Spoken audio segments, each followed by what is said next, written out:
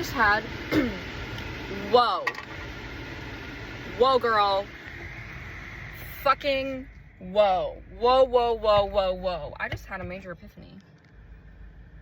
This might have been common knowledge to everybody else, which is very highly likely because I am not very smart, but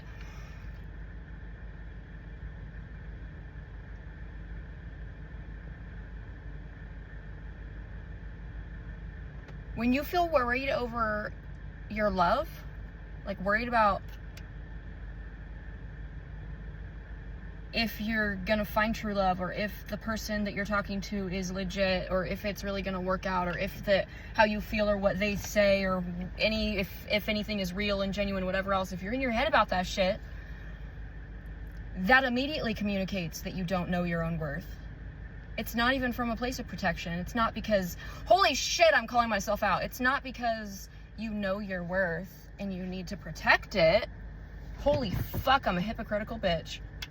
No, it's not that. It's that you actually don't know your worth, because if you're so worried about if love is going to come to you, you would only be worried about it if there's a potential of not having it. Why would you not have it if you're not worthy?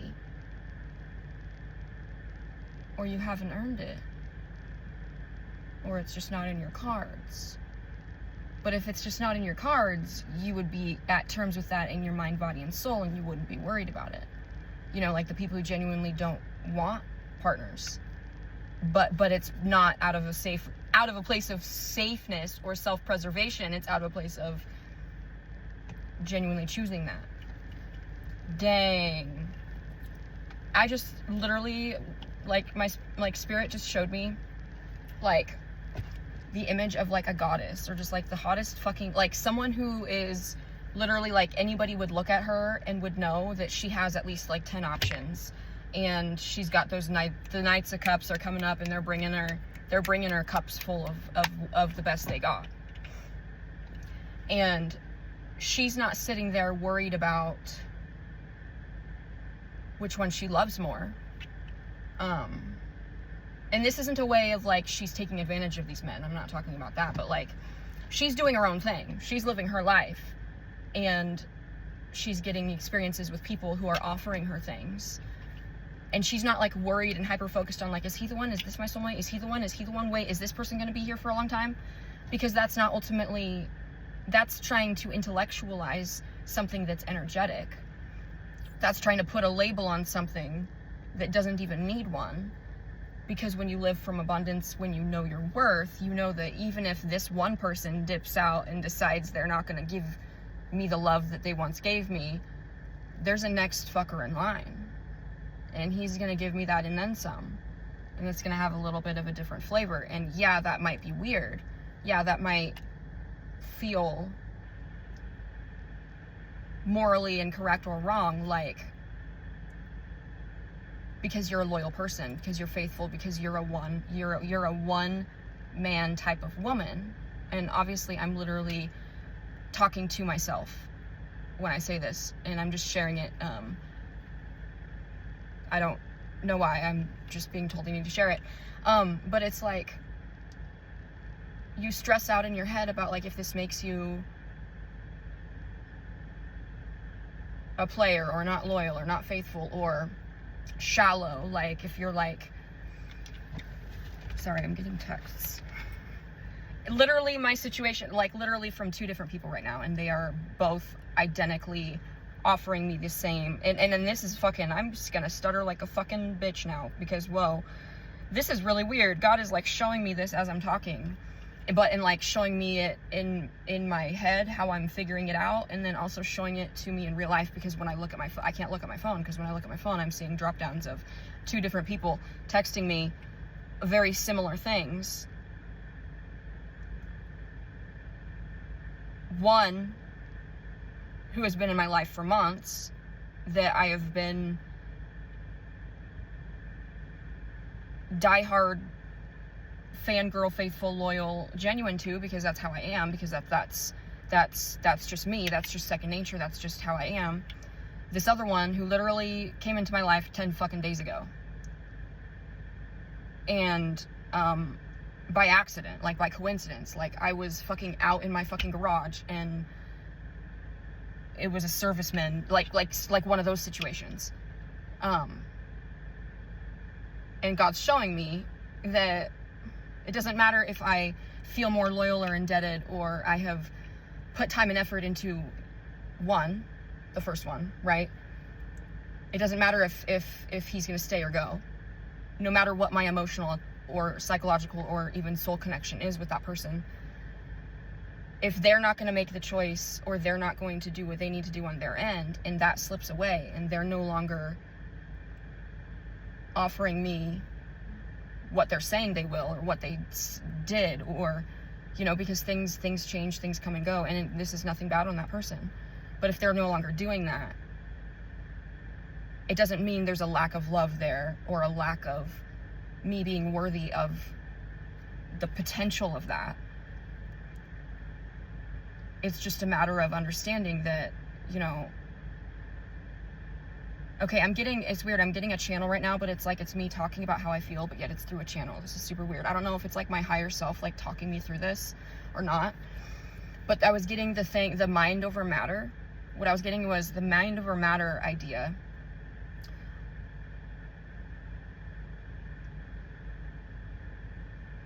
But in a way of what happens to your mind when it decides things don't matter.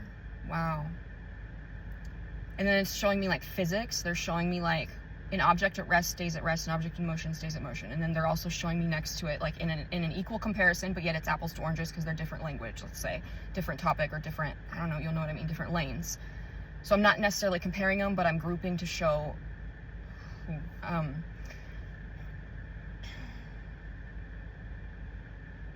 to explain what I mean. So I was getting like the mind over matter was one, and then it was like if you think of like it's The Office, they're showing it to me like in cinematic form, like they're panning the camera, like, okay, this is one, mind over matter, pan the camera over to another dude at a whiteboard, and it's showing me 444. First of all, it's 4:44 in the afternoon right now. 717 on my timer when I look up. Wow. But they're showing me in this next slide almost like, okay, well, what happens to your mind when it decides things don't matter, right? When you turn it off, when you close the door on somebody or something. Well, let's think about your thoughts and emotions all of the time you spent in your own head about it. Let's think about that in something in the 3D in physical form. So let's say for every time you cried a tear or thought about this person or whatever else, you earn a fucking coin or a poker chip. You know, there's some sort of a physical representation or item in the physical 3D that we can see and feel and touch, representative of that emotional, psychological, soulful energy.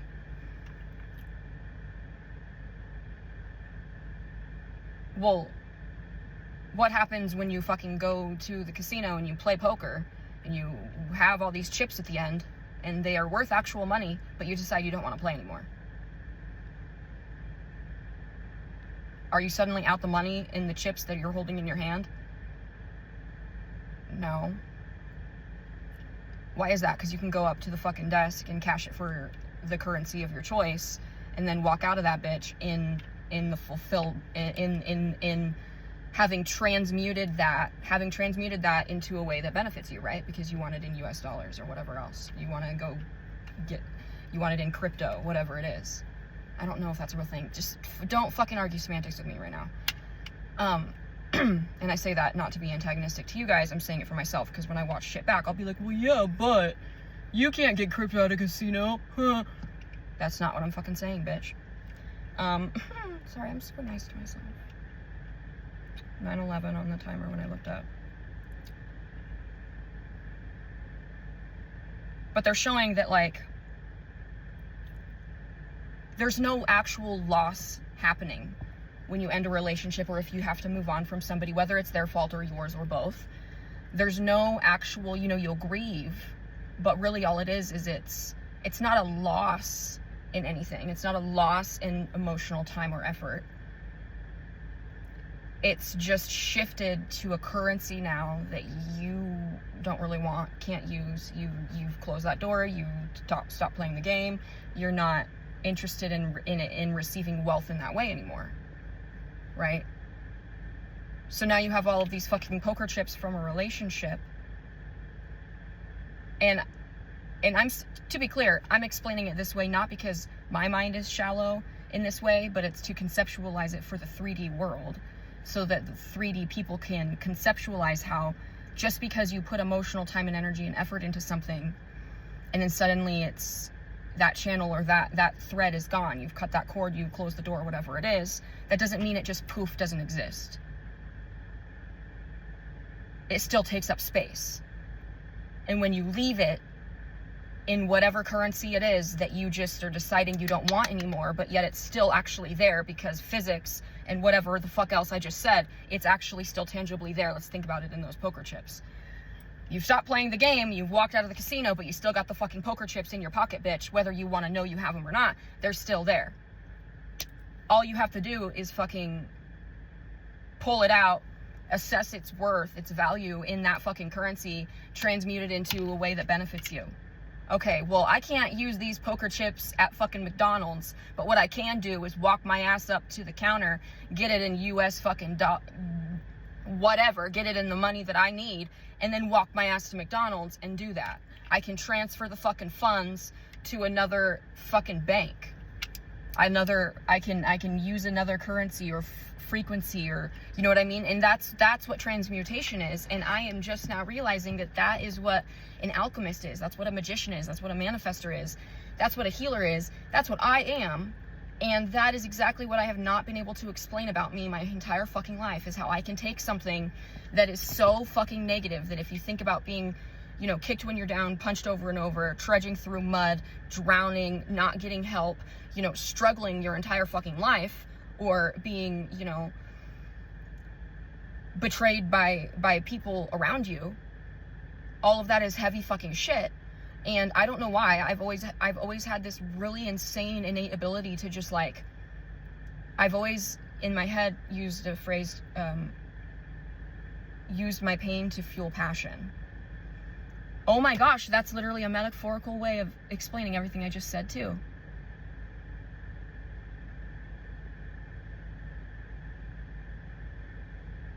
Taking your currency that you do fucking have, taking the fucking poker chips or the fucking crypto or the whatever else that I've earned and accumulated from all of these other things that I've fucking worried about and cried my ass off to and felt like a dumb fucking bitch over, all of that shit, I can look at it and like, well, this sure doesn't help me like this. I'm carrying around this fucking 10-pound bag of poker chips. Why am I not just transferring it for crypto? Because that's weightless. That takes the weight off and I'm getting the value out of it still. In other words, I'm carrying around grief, pain, and sorrow that I feel like I can't talk to or share with anybody. Nobody wants it. Nobody's going to use it outside of the casino, outside of my bad habits, outside of my temptations, outside of the people who are bad for me, outside of the people I'm trying to stay away from. Nobody's going to want this new thing. Nobody's going to want this currency that I'm offering. Okay. So just exchange it by sharing it in a way that does bring value via like social media, blogging, writing, expressing, compassion, healing, sharing, being authentic in your expression. Yes? Jerry smacked me in the face! Why? What happened before that?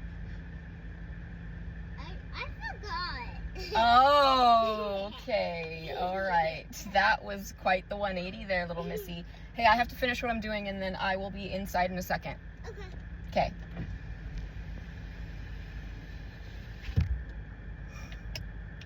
Perfect fucking example. We want to use our pain. Wow, actually, fucking smart. And we want to, and okay, now Spirit's showing me that in children, adults tend to, like what just happened, oppress that.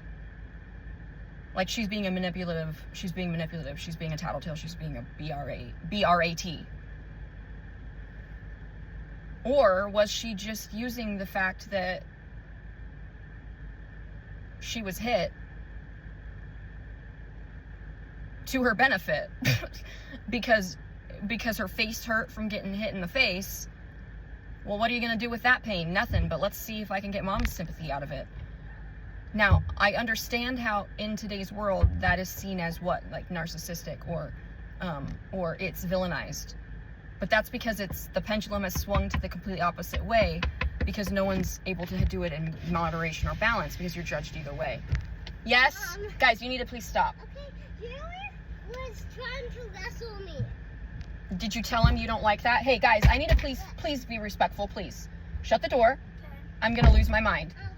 Please have respect. Thank you.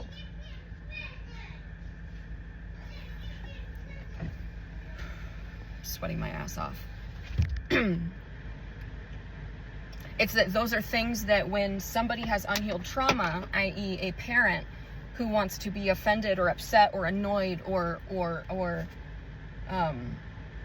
deflect or project onto a child, like, hey, that's manipulative, or that's, stop being a tattletale, you're this, why would you, if you know you're not, what did you do before? What did you, victim blaming, basically. What did you do for him to hit you in the face? All right, well, he had the choice to not hit her in the face regardless of what she did. In the same fucking fact that she has the choice to take the pain inflicted from that, whether or not it started from her or not, because the first kid had the choice to not hit her even if he was pissed off because of something she did. You see how it's a reciprocal wheel where he had the choice to not she clearly, because she didn't want to tell me what happened right before that, she clearly knew she was a part of it. But why does it fucking matter when the second kid had the choice to not hit her and he still did? Of course, now she has this, her face hurt. Well, how is she going to transmute that? She's going to make the choice to see what she can get out of it too. And let's see if we can get this fucker over here in trouble because he made the choice to hit me. It doesn't matter. Maybe mom won't even ask what I did. No, that's not manipulative. In a way, if you think about it, it's very primal. It's very understanding. It's very natural. Because we are all told we're supposed to look out for ourselves, right? So then how come when we do that, we're told that we're manipulative, or as kids, that's beaten out of us. Whether you were physically abused or not, you know what I mean. We are also afraid of self-love and seeking the things that we actually want and need, because when we did that as children, wow, this is a lot. And that was like the last, Spirit keeps panning over to these different slides of how they interact, how they connect and flop and mirror to something else in the way society operates. And so I could talk forever, but I'm hungry and thirsty and I want to go make sure that my kids are inside okay, because of that whole thing. I want to go check up on that. It is 4:55 in the afternoon. My truck says it's 1:05, but I know it's just because my dash is sitting right in the sun. But 4:55 p.m., 105 degrees out. 555 means change. I think we all think that we have to do things and be actively seeking and be proactive, like we have to make an actual action step to be changing or improving.